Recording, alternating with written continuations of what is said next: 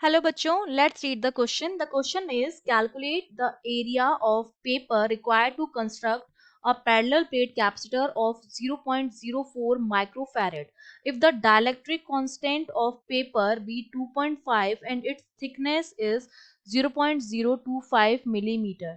ठीक है, तो हमें क्या बनाना है, एक पेपर गिवन है, उस पेपर का मुझे पैरेलल प्लेट कैपेसिटर बनाना है.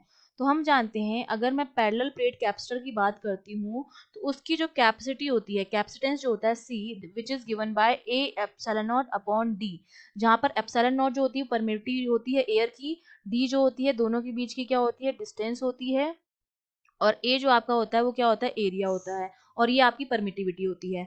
ये कंडीशन तब होती है जब डाइलेक्ट्रिक कांस्टेंट नहीं फिल है. ठीक है, एयर की बात हो रही है. ठीक है, तो ये हो जाएगा. अब अगर मैं कोई डाइलेक्ट्रिक कांस्टेंट यहाँ पर रख दूं जिसकी डाइलेक्ट्रिक कांस्टेंट K है, तो अब जो C हो जाता है मेरा वो कितना हो जाता है, A epsilon not K upon D के बराबर हो जाता है. तो हमारा जो पेपर हमें गिवन है उसका डाइलेक्ट्रिक कांस्टेंट दिया है, तो हम ये वाला फॉर्मूला यूज करेंगे. एप्सिलॉन नॉट की वैल्यू फिक्स होती है, एरिया हमें कैलकुलेट करना है, डिस्टेंस जो है वो थिकनेस के बराबर हो जाएगी, और C भी हमें गिवन है.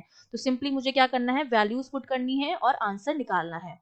तो देखिए C की वैल्यू कितनी गिवन है, 0.004 माइक्रोफैरेड, तो इनटू 10⁻⁶ हो जाएगा, इक्वल्स टू एरिया कैलकुलेट करना है, एप्सिलॉन नॉट की value 8.85 into 10⁻12, permittivity of air into के आपको दे रखा है 2.5 अपॉन डी आपकी थिकनेस हो जाएगी जो आपको है 0.025 मिलीमीटर है, तो 10⁻³ हो जाएगा. तो यहाँ से आपको एरिया निकालना है, तो एरिया क्या हो जाएगा, सिंपली हम क्या कर देंगे, क्रॉस मल्टीप्लाई कर देंगे इस तरह से.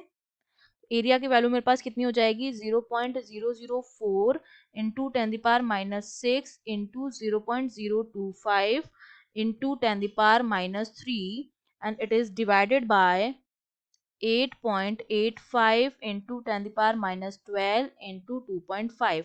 सिंपली इसका मैथमेटिकल कैलकुलेशन करेंगे, और कैलकुलेशन करके 10 की पावर तो आपकी आप कैंसिल आउट हो जाएंगी, तो ए जो आएगा मेरे पास वो हमारे पास आता है 0.04 अपॉन 885 के बराबर. तो फाइनली इसको जब हम सॉल्व करेंगे तो ये वैल्यू मेरे पास आ जाती है 4.52 इंटू 10⁻³ मीटर स्क्वायर के बराबर. ये मेरे पास क्या आ गया है, एरिया आ गया है.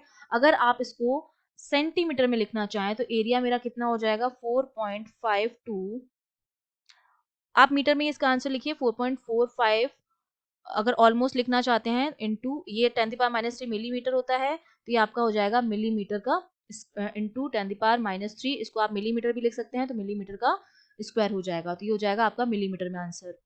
तो ये आपका एरिया हो गया. I hope you understood well. All the best.